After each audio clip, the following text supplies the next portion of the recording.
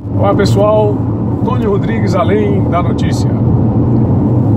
Eu, nesses dias, tenho refletido muito sobre o futuro do nosso país, do nosso estado, do nosso município de Altos, aqui na região da Grande Teresina. São muitas cidades, não é? E a grande maioria dessas cidades estão concentradas em redor da cidade de Teresina e, claro, dependem fundamentalmente de Teresina. Essa dependência ela se dá porque foram cidades que ao longo do tempo, né, foram abandonadas pelos seus gestores. Houve uma despreocupação com o futuro dessas cidades. Mas é muito importante que a gente reflita sobre essas questões, porque nós estamos vivendo um momento assim de muito desemprego. Eu acredito que os governos, tanto nos municípios quanto no estado e também da União, eles têm que se preocupar com isso. Porque se fala que é preciso os empresários gerar os empregos, né? Gerarem os empregos.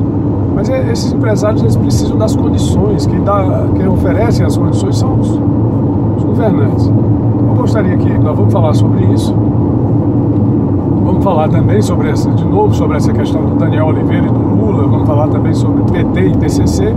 Mas eu queria que você deixasse o seu gostei, se inscrevesse no canal e ativasse as notificações para receber nossos vídeos futuros, tá bom?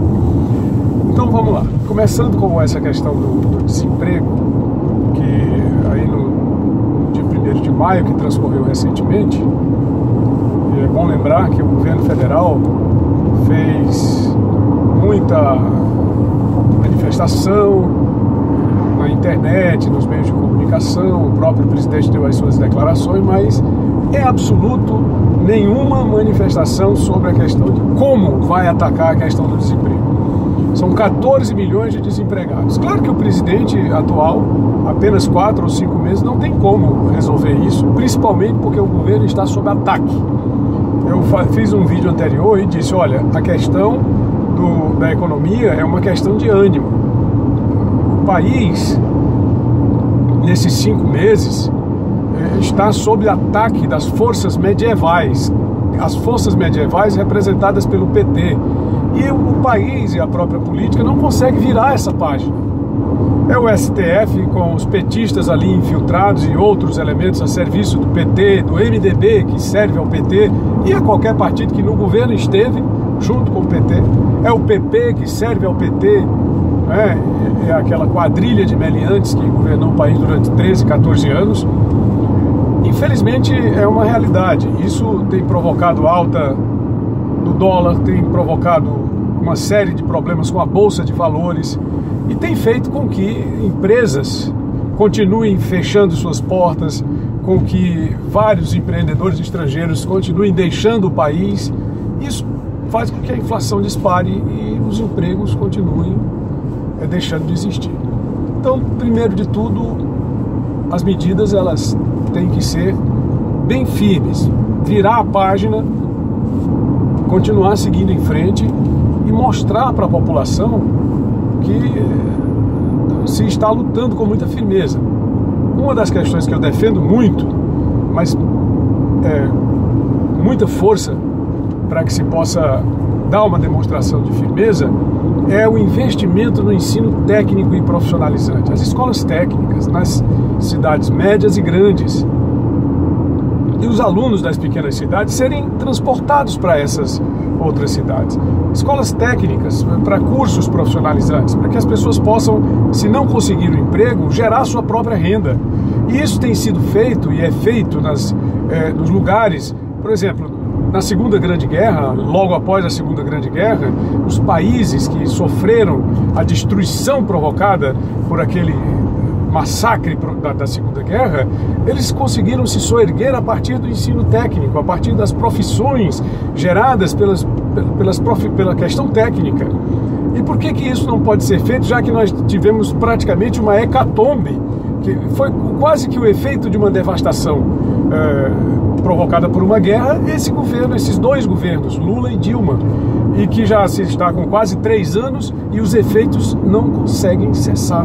Então, se vai virar a página, é preciso que haja investimentos, é preciso que se abra créditos financiamento para empresas sérias, não como Eike Batista ou JS, em que se entrega dinheiro para empresas ou empreiteiras que vão devolver para o PT investir em campanhas eleitorais, elevando absurdamente os valores do endividamento, como a gente viu muito, se dizer, olha, pagamos a dívida externa, quando o que se fez, infelizmente, foi elevar o endividamento interno, porque o governo Lula pegou dinheiro emprestado com os bancos locais, com os bancos nacionais e pagou realmente os bancos internacionais, pagou o Banco Mundial, pagou o Banco de Paris, mas nós tínhamos mais ou menos 800 bilhões de reais, vamos aqui converter, em endividamento interno e externo, quando o PT assumiu o poder em 2003. Mais ou menos no ano de 2007, quando se assumiu o segundo mandato do senhor Lula, essa dívida já estava em 1 trilhão e 400 bilhões de reais, o endividamento interno.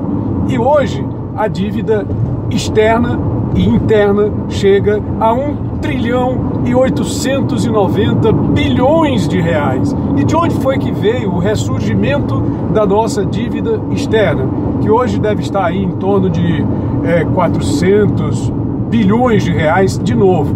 É porque o endividamento interno chegou a tal ponto que os bancos não puderam mais emprestar, porque o governo perdeu a capacidade de contrair financiamento, novos financiamentos. Então teve que voltar de novo a pedir dinheiro emprestado lá fora. Então, realmente é preciso que haja esses investimentos, mas com responsabilidade. Fazer com que o dinheiro circule na mão de empresas que possam reinvestir esse dinheiro no meio, investir esse dinheiro na contratação de mão de obra efetivamente, e não entregar o dinheiro para que partidos políticos façam suas campanhas.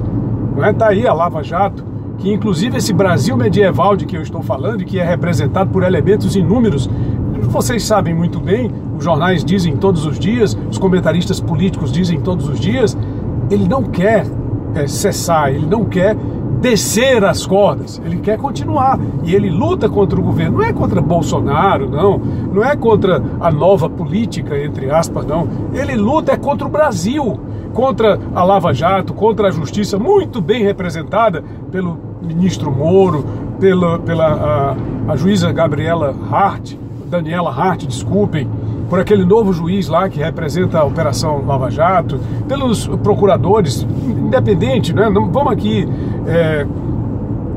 não vamos relevar os excessos, pelo contrário, esses excessos têm que ser combatidos. O Ministério Público não tem que dar discurso para um bandido como Lula e seus sectários, não tem que dar, não. Mas, enfim, é preciso que se sepulte esse Brasil medieval e realmente se garanta a geração de empregos com medidas eficazes. Essas são algumas apenas que nós gostaríamos de continuar discutindo aqui no canal.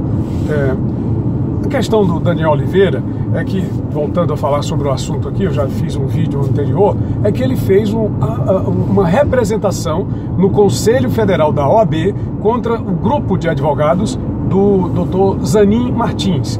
Cristiano Zanin Martins, que é o chefe do escritório de advocacia que representa Lula na justiça, Luiz Inácio Lula da Silva na justiça, que defende Luiz Inácio. Por quê? Porque ele apresentou um habeas corpus para defender Lula. E aí o doutor Zanin disse que, lógico, que atendendo ao próprio Lula. Disse, não precisa o habeas corpus do advogado do Piauí. Eu pessoalmente acho até que se trata de um preconceito, já que o PT gosta tanto de falar sobre isso contra o advogado piauiense. Por que não mais uma defesa de Lula? Mas eles dizem que não, porque o Lula já está muito bem representado. O próprio Lula, segundo eles, havia falado isso, que está muito bem representado, não precisa desse advogado.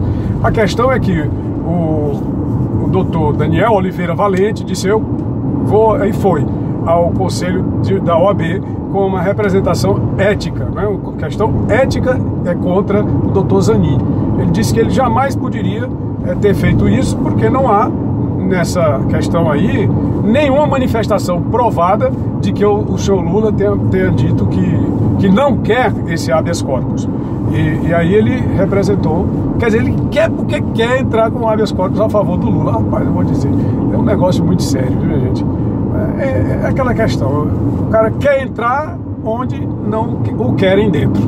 Aquela história que eu falei no vídeo anterior. Ele quer ser o candidato a prefeito do PT e ganhar notoriedade em função dessa questão da prisão do Lula e a campanha Lula livre. É o PT de sempre, né, que não muda nunca. Quem precisa mudar é o Brasil, né? O Brasil precisa mudar. Não pode seguir esses passos antiquados do PT que levou o Brasil à falência. Se você gostou, deixa o seu gostei, se inscreve no canal, ative as notificações e fica tranquilo que depois eu vou dar melhores explicações de como foi que o PT faliu o Brasil com essa história da dívida e da enganação de que as pessoas tinham 3 pratos de comida por dia, tinham dinheiro e tinham crédito. Porque até hoje tem muita gente enganada com essa história de que no tempo do PT a gente era feliz. Não era não. Se fosse, ainda éramos. Se tivesse empreendimento, ainda tínhamos. Se tivesse emprego, esses empregos ainda existiriam. E se tivesse dinheiro circulando, esse dinheiro ainda estava por aí, na mão da gente, empregos e tudo mais. E era exatamente o que não existia. O que havia era muita ilusão, muita conversa fiada e muita picaretagem. E essa picaretagem quer permanecer. Grande abraço, muito obrigado. Tony Rodrigues, Além da Notícia. Valeu!